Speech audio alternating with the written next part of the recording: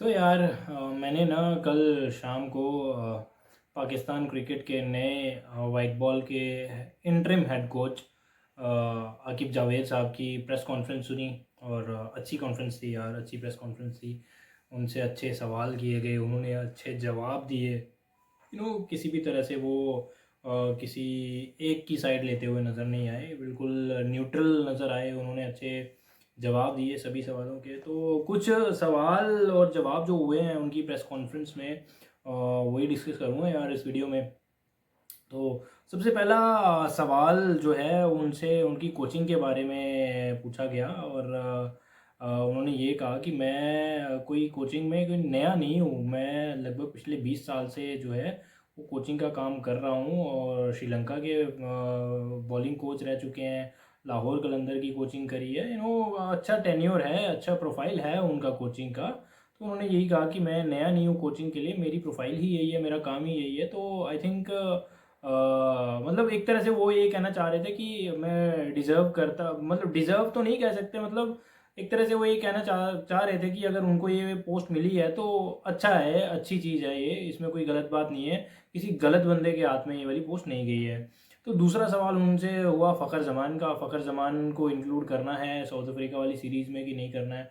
उन्होंने फिर से वही बात कही कि फ़खर जमान के कुछ फ़िटनेस के मसले हैं, वो फिटनेस अगर जितनी जल्दी वो इम्प्रूव कर लेते हैं तो उतनी जल्दी उनको टीम में इंक्लूड कर लिया जाएगा, शामिल कर लिया जाएगा।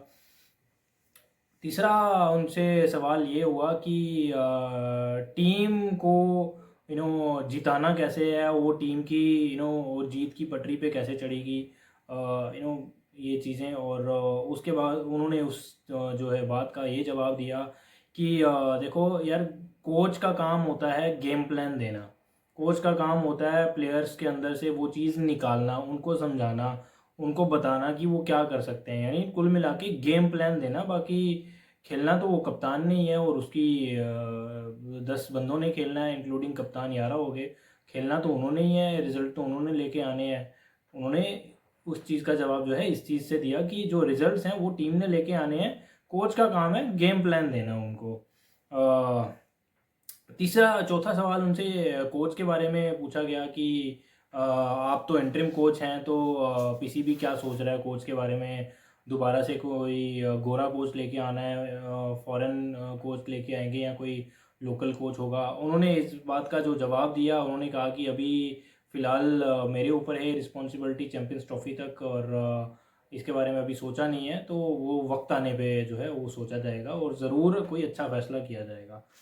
ठीक है, उसके बाद प्लेइंग 11 जो है वो जैसे उन्होंने हमने पहले देखा और मैंने भी वीडियो किया था कि असद शफीक ने ट्रैवल किया था ऑस्ट्रेलिया में पाकिस्तान टीम के साथ, और प्लेइंग 11 डिसाइड करने में कहीं ना कहीं जो है उनका हाथ था, और प्लेइंग 11 जो है वो पूरी सिलेक्शन कमेटी डिसाइड कर रही थी। और उन्होंने ये जो है बात मानी, और उन्होंने ये कहा कि प्लेइंग 11 जो है वो पहले भी सिलेक्शन कमेटी से पूरा डिस्कस करके प्लेइंग 11 डिसाइड हो रही थी, और आगे भी आने वाले टाइम पे ऐसा ही होता रहेगा। ठीक है। और उन्होंने T20 फॉर्मेट को लेके बात करी कि क्या प्लान्स है T20 को लेके, किन किन खिलाड़ियों को के साथ जाने के लिए सोच रही है पीसीबी, और किन के साथ नहीं।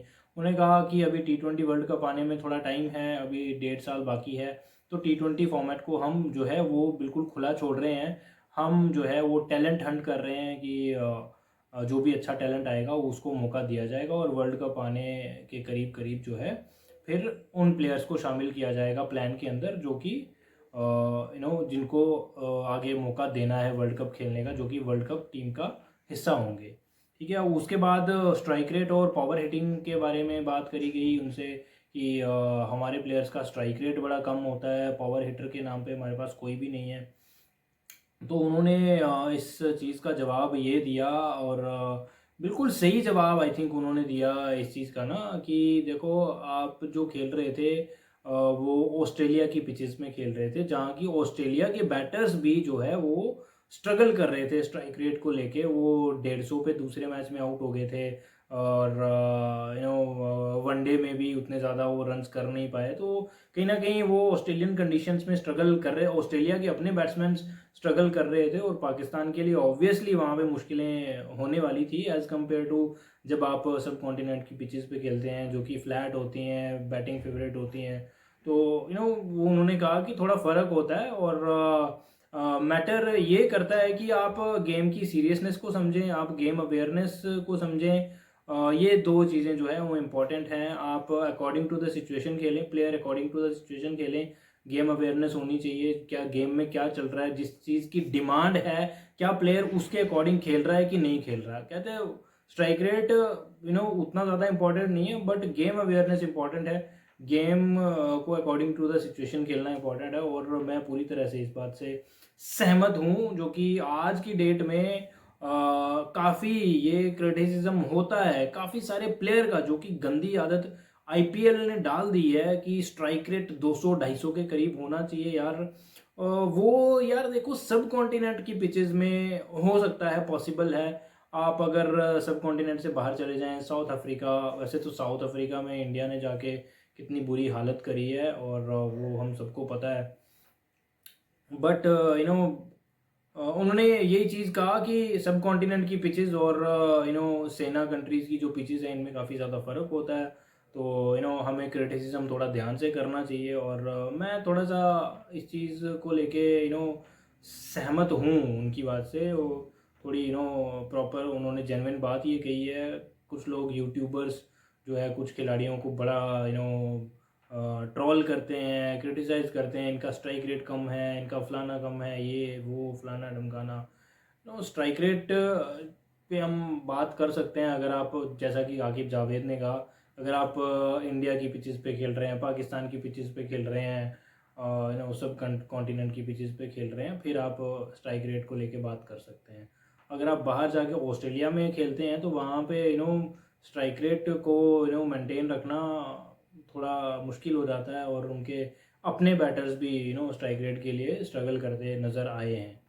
तो उसके बाद जो अगला सवाल उनसे किया गया वो स्पिनर के बारे में किया गया कि एक प्रॉपर स्पिनर नहीं है पाकिस्तान टीम के पास। ऑस्ट्रेलिया में तो वनडे जो मैचेस थे वो खैर उतनी दूर तक नहीं गए, मिडिल ओवर्स में जहाँ पे स्पिनर्स की ज़रूरत पड़ जाए, वैसे उतने ज़्यादा मैचेस हुए नहीं।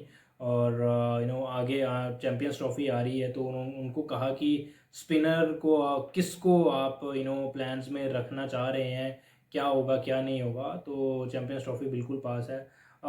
वो ना इस बात का जवाब थोड़ा सा उन्होंने फंस के दिया। इस सवाल में थोड़ा सा फंसे वो, कि अभी हम देख रहे हैं, बिल्कुल देखेंगे, और उसी के हिसाब से चलेंगे। यार सुफियान मुकीम ने अच्छी बॉलिंग करी थी, उसने काफ़ी इंप्रेस किया था T20 में, बट अभी 2 ही मैचेस खेले हैं, वो भी ऑस्ट्रेलिया में खेले हैं। चाइनामैन बॉलर है, लेफ्ट आर्म लेग स्पिन जिसको कह सकते हैं, ऐसे बॉलर्स बड़े कम देखे हैं यार मैंने।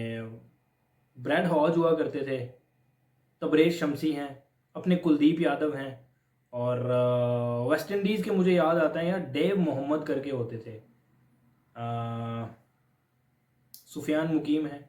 ये 5 मुझे याद आ रहे हैं जिनको मैंने खेलते देखा है, और जिसमें कि मुझे सबसे ज़्यादा जो इफ़ेक्टिव नज़र आते हैं ना, वो ब्रैड हॉज हुआ करते थे, और तबरेज शमसी हैं, और कुलदीप यादव हैं। सुफियान मुकीम को अभी जज करना 2 मैचेस से उतना ज़्यादा ठीक नहीं रहेगा यार उसके लिए। कुछ और मैचेस उसको मिलने चाहिए यार। मेहरान मुमताज़ हैं इनके पास, लेफ्ट आर्म स्पिनर हैं वो, और लेग स्पिनर्स उसामा मीर थे, जिनको इन्होंने प्लान्स में ही नहीं रखा हुआ। और बाकी यार क्या कह सकते हैं स्पिनर्स के बारे में। टैलेंट होगा डोमेस्टिक में तो लाएंगे आगे, अगर नहीं होगा तो क्या कह सकते हैं यार। उसके बाद जो लास्ट सवाल पूछा गया वो बाबर आजम के रिलेटेड पूछा गया, कि जैसे मीडिया में बातें हो रही थी कि अब आकिब जावेद आ गए हैं तो बाबर आजम का पत्ता कटना तय है बिल्कुल।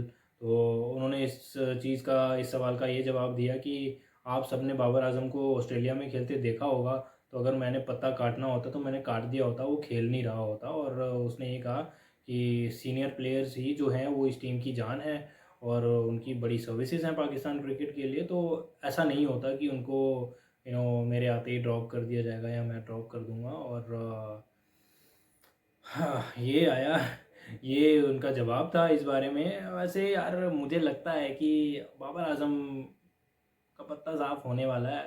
टेस्ट टीम में से हो चुका है वो ऑलरेडी। अब वापसी करते हैं कि नहीं करते हैं साउथ अफ्रीका वाले टूर पे, ये देखना पड़ेगा। और T20 से भी मुझे लग रहा है यार मुश्किल है। ज़्यादा से ज़्यादा एक टूर और मिलेगा साउथ अफ्रीका वाला, वहाँ पे परफॉर्मेंसेज आती हैं तो ठीक है, नहीं आती तो फिर T20 से भी बाहर ही मुझे लग रहा है बाबर आजम। और ODI की मैं बात करूँ, ODI में तो रैंकिंग में पहले नंबर पे चल रहा है बाबर यार। क्या कह सकते हैं यार, अगर परफॉर्मेंसेज नहीं आएंगी तो धीरे धीरे वहाँ से भी हटा दिया जाएगा, जहाँ तक कि मेरा पॉइंट ऑफ व्यू है। तो क्योंकि पहले भी जो आकिब जावेद की जो बातें आई हैं, कुछ बयान आए थे, कुछ स्टेटमेंट्स आई थी, बाबर आजम के अगेंस्ट थी वो चीज़ें। तो खैर देखते हैं अभी क्या होता है। इतनी जल्दी किसी भी फैसले पे पहुंचना कि ऐसा हो जाएगा ऐसा हो जाएगा, वो गलत चीज़ होगी। बाकी टाइम आने पे पता चलेगा यार। तो ये कॉन्फ्रेंस का आज का निचोड़ था, ये सवाल जवाब थे आकिब जावेद के।